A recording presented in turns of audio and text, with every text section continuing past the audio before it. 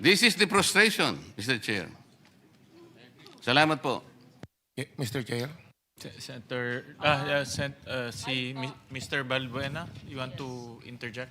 Ba't ka aalis kung frustrated ka? Wala kang sagot na nakuha. Ha? Bakit ayaw? Kanina pang ilang oras na tayo dito, wala pa rin Mr. sagot. Chair. Ako po ang pinakamahirap ang kalagayan dito eh. Hindi ko malaman paano ako makapagpa-participate kung ang pinag-uusapan ang laki-laki na ng problema. Ang sinasabi ko naman, merong recourse kasi kamukha nung ibinigay kong mga slides. Kung paniniwalaan po ninyo yung mga data na yon, wala tayong pinag-uusapan ngayon eh. Yun ang problema eh. Ang isa pong irony, Mr. Chair, yung binanggit ng aking kumare, yung replacement cost.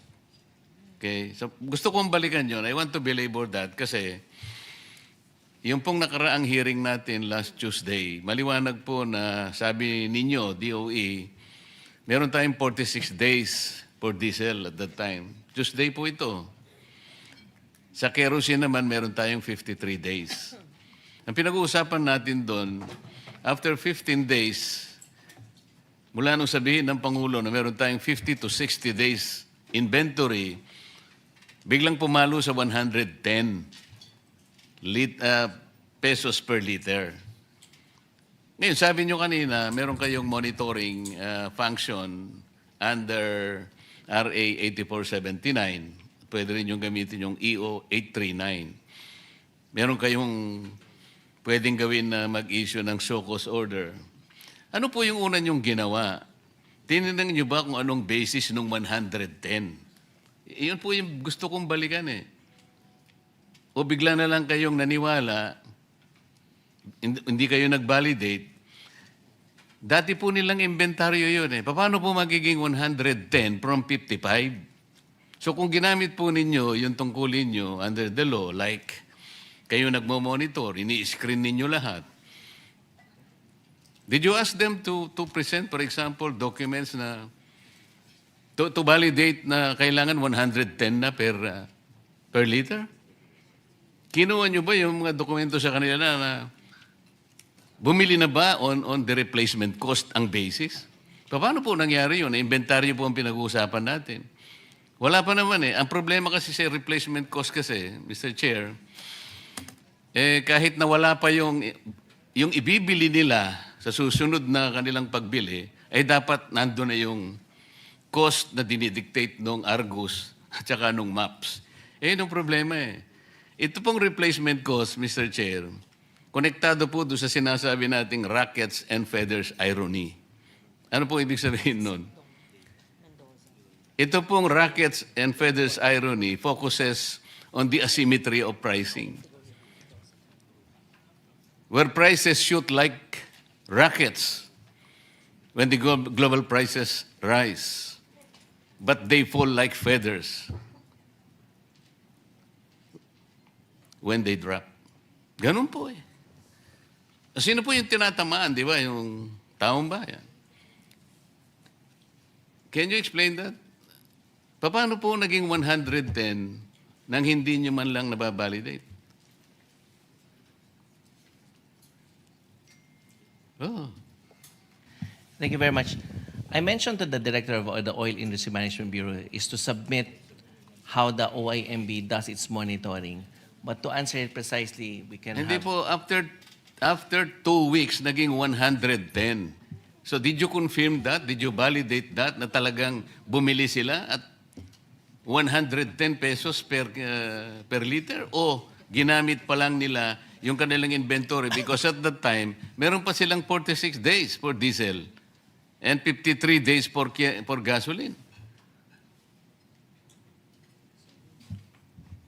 Mr. Chair,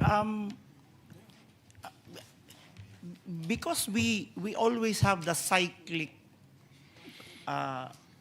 differential cost Mahihirapan ka dyan application. pagka dyan ka tumira eh. Ganito sinasabi ko, meron pa silang inventaryo. You take note, 46 days pa. Last hearing ito eh. Ibig sabihin, andun pa yung binili nila sa dating Correct. presyo.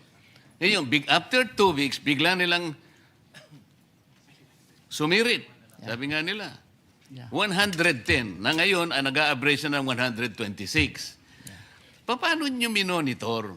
Paano nyo binalidate na totoo yun? Samantalang ang ginagamit pa nila ay inventaryo pa nila na binili doon sa dating presyo.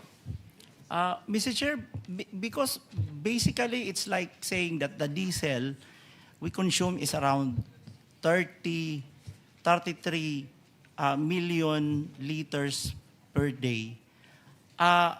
So mga 7 days po yan. At pag yan ho ang nabenta, they always, Hindi nga. the industry always... After 2 weeks ba, naubos na yung kagad ng inventaryo? 45... Hindi, yung dumadating pagka next week, Hindi, teka mo, ang puntahan muna natin yung inventaryo nila. After 2 weeks ba naubos ang inventaryo? Is that the assumption of DOE? no, it's Yun around pala, 7 days. Saan binasa yung 110? That is the question. So, Mr. Chair, because they have to replenish again the 7 days. Yusek, hindi ka director. After 2 weeks, nandun pa yung inventaryo. Yes. Okay. Pero after 2 weeks, 110 na nga ang ginamit eh. So, inventaryo pa rin ang ginamit. How did you justify that? Because, Mr. Chair, yung binenta kasi na yun will have to be replaced right after next week. So, kinolekta ho yung amount. So, na- ang nangyari, ang nag-finance ang taong bayan. Hindi, sabihin mo, hindi yung... That's the way. Ulitin mo, yung sinabi mo. So, Hindi, ulitin mo yung sinabi mo. yes, it's really Hindi, yung exactly. passed on to Oh, yan na the nga eh. consumers. Paano yung mga shareholders nila? Hindi sila gumagalaw? Ang taong bayan ang nagkakapitalize sa atin? Nandun pa yung inventaryo eh. Ito yung problema. Ngayon, hindi nyo ginagamit yung sinasabi ng batas na in periods of emergency, kayo ang gagawa ng paraan eh. As a matter of fact, pwede nyo i-take over eh. Hindi naman yun ang sinasuggest ng committee ito eh. We're all finding solutions to this. Pero itong mga questions nito, kasimple lang, hindi nyo man kayang sagutin. Mr. Chair, we would like to clarify that we are not here to dispute the business models of our oil companies. As a matter of fact, we are thankful for their sacrifices for this country.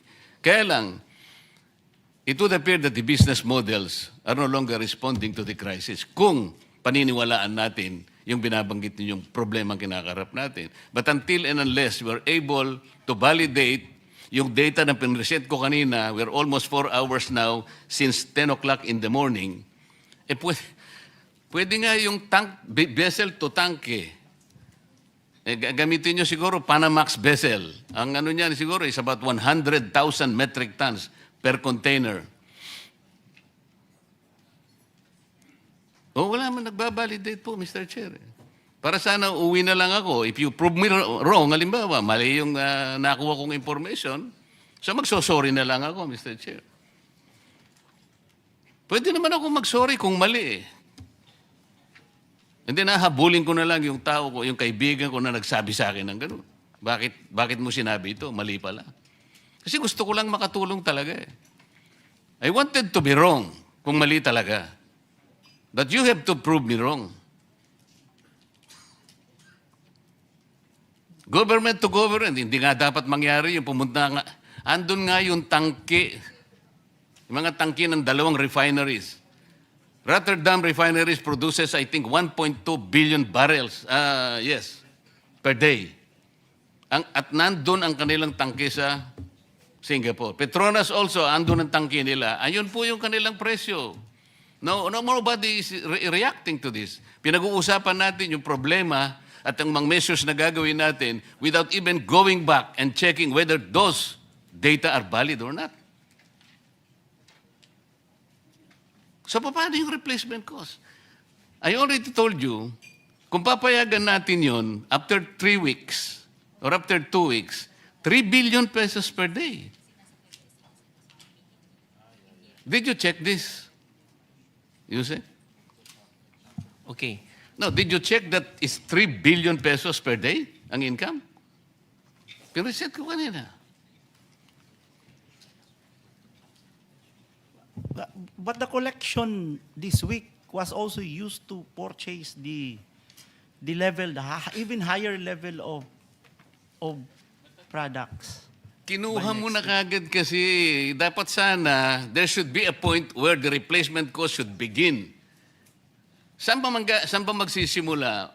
The inventory should end where the replacement cost should begin. Ang nangyayari, ito nga, binil nyo na kagad ang taong bayan, 110 kagad, 2 weeks, nandun pa ang binenta ninyo, sarili nyong inventaryo. So, it is the public, it is the poor public. Ayan si Mr. Boss, ano ang pangalan mo? Si Mr. Balbuena kanina pa naglulupasay.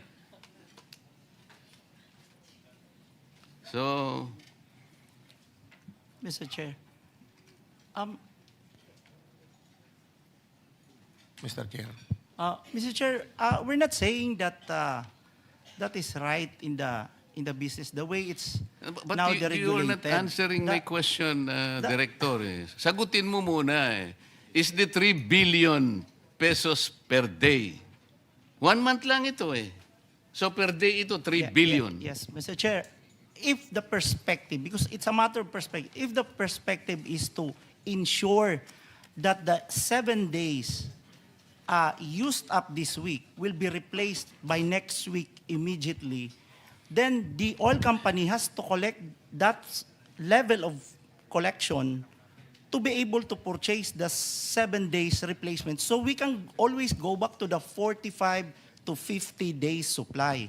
But if the perspective, again, if the perspective is you want to use up the 53 before you replace it, and that is very dangerous, then I think we can exhaust the 53 at that lower price. But the problem is if they're gone and the collection is very low, you can no longer replace the 53 days. So it's really, that's how they're explaining also on Caltex was also explaining that in the same way. No, but we're not saying- you're proceeding from the wrong premise. Ang sinasabi ko mula't mula pa, ang pinag-uusapan ninyo yung maps and indicators coming from the Argus. Okay?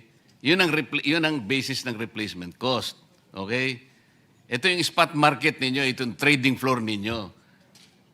Ang sinasabi ko, after 2 weeks pa lang, and considering na meron pa kayong 46 days and 53 days for diesel and gasoline respectively, kumulekta na ng 3 billion, kumita na ng 3 billion pesos per day, which was bankrolled by the people themselves. This is the irony. Ngayon, ano yung role ninyo in the period of emergency and national interest is involved already? Ba't ang pinag-uusapan pa natin replacement cost na kagad? Ito muna ang sagutin ninyo. Is it reasonable? Is this reasonable? In 2 weeks' time? Mr. Chair, again, it's a matter of perspective. When the law says that we may direct the operation, we have to be mindful of again, on price, we have to be mindful of allowing the oil company to be able to replace it on a weekly basis. Okay. Isara natin ang argumento. Did you check the oil companies? Kinuha nyo yung document? Kanino la binili? Makikita nyo ba kung magkano binili? Did you check that? Have you done that? Not in that Paano mo sasabihin ngayon? Katungkulan nyo ngayon. If you are screening, if you are monitoring, okay, sabihin na natin replacement cost. Ali kayo mga kaibigan. Pwede nyo bandalin yung inyong mga ICPO. Tingnan natin kung saan nyo binili. Binili natin kay ganito. Ito po yung presyo. Ganito. At least chinek natin. Now I am asking you, nag-check, sabi nyo hindi. So ano yung monitoring? This is the frustration, Mr. Chair. Salamat po. Mr. Chair. Senator, Mr. Balbuena, you want to interject? Ba't ka aalis kung frustrated ka? Wala kang sagot na nakuha. Ha? Bakit ayaw? Kanina pang ilang oras na tayo dito, wala pa rin Mr. sagot. Chair. So go ahead. Opo, malinaw dun sa na inventaryo pa lang nila yung itinaas nila ayon dun sa pag-uusap po. Ibig sabihin, overprice yung 2 hanggang 3 linggo na ibinenta sa aming fuel. I-refund nila yung 100 to 150 120% na itinaas dito kung inventaryo pa yung ibinebenta.